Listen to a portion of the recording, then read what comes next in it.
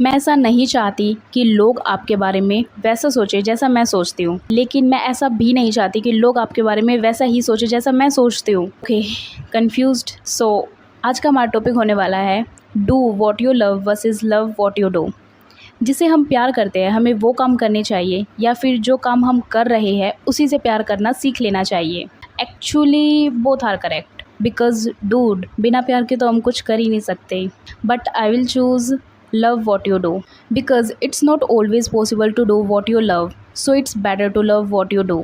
क्योंकि ऐसा हमेशा पॉसिबल नहीं होगा कि हम जिससे प्यार कर रहे हैं वही काम करें, तो इट्स बेटर कि जो हम कर रहे हैं उसी से प्यार करना सीख लेना चाहिए।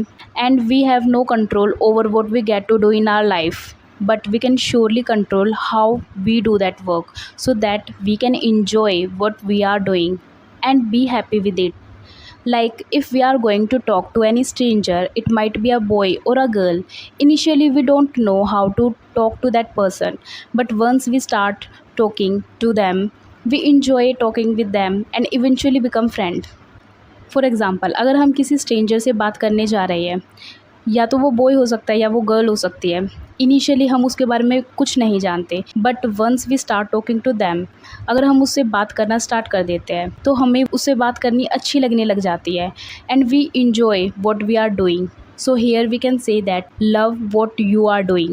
Loving what you do will make life more interesting and easy without any complaining. And if you only do what you love, you will restrict your happiness. For example, अगर आपको प्यास लगी हुई है और आपके पास बिस्लरी वाटर अवेलेबल नहीं है तो आप कोई भी नॉर्मल वाटर पी लोगे क्योंकि आपको अपनी प्यास बुझानी है. So we can say that why not love what you get instead of crying over things you don't get. Last but not the least, love what you do is right statement, but before that love yourself, because if you love yourself then it will get reflected in your action, because every task that you do is directly or indirectly connected to you. Okay, thank you. I hope it's clear. So we'll meet you in the next one.